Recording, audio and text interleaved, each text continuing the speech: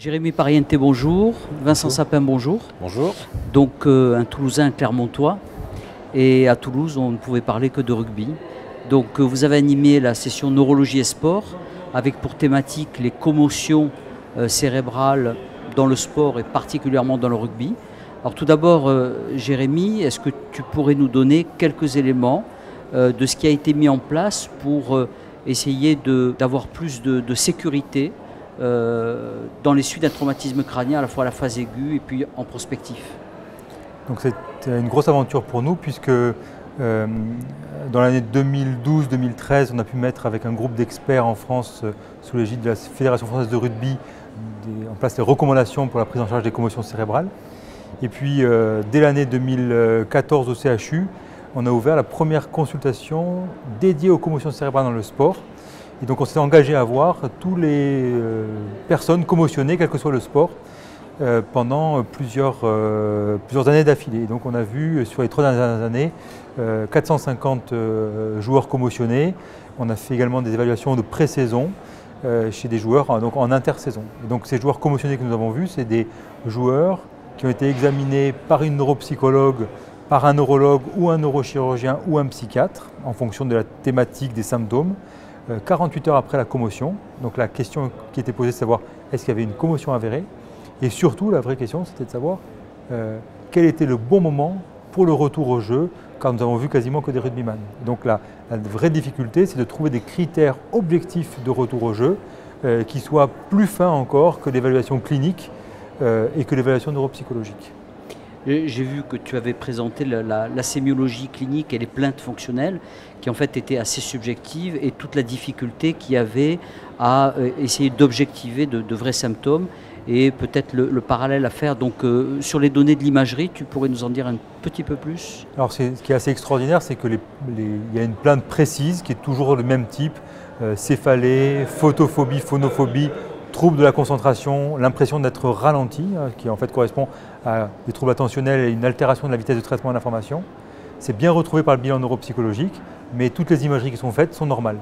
Donc on a vraiment l'impression qu'il y a un champ de recherche important qui est d'arriver à détecter dans les imageries des lésions qui pour l'instant ne se voient pas à l'œil nu. Donc c'est l'objet de projet de recherche. Donc la communauté scientifique s'est déjà mobilisée là-dessus. Il y a pas mal d'images, d'études qui montrent que les images sont altérées dans la substance blanche. Mais pour l'instant, ce n'est pas utilisé en pratique clinique. Donc c'est les champs de recherche qui vont nous intéresser dans le futur. Alors Vincent Sapin, bon, il n'y a pas de marqueur radiologique, il y a une sémiologie qui est très vaste. Toi, tu nous as présenté plutôt un marqueur biologique. Est-ce que tu pourrais nous en dire un petit peu plus dans le cadre à la fois de la commotion et puis du suivi de la commotion? Donc ce marqueur, en effet, c'est la S100B. C'est une protéine qui est produite par les astrocytes. Qui a un impact au niveau moléculaire sur tout ce qui est neuroinflammation, neuroapoptose.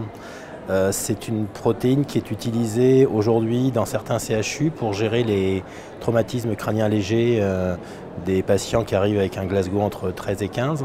Et ça permet, si on la dose dans les 3 heures qui ont suivi le choc, ça permet en fait de ne pas réaliser un scanner. Donc en fait c'est un marqueur qui n'est pas sorti comme ça d'une étude transcriptomique, métabolomique comme on fait actuellement.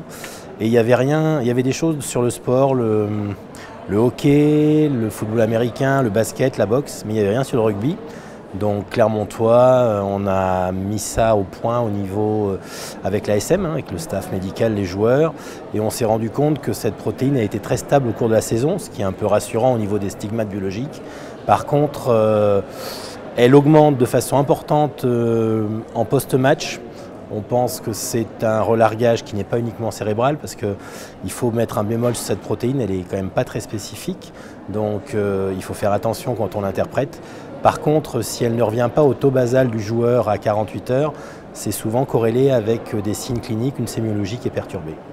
Ce qui voudrait dire que ce marqueur biologique restant élevé, un retour au jeu pourrait ne pas se faire.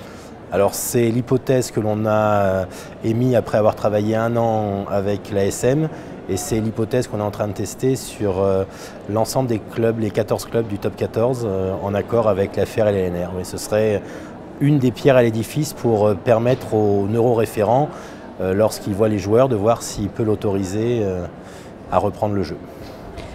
En tout cas, si Toulouse et Clermont ont souvent été adversaires, je vois que vous avez pu démontrer une complémentarité. En tout cas, merci encore pour cette belle session.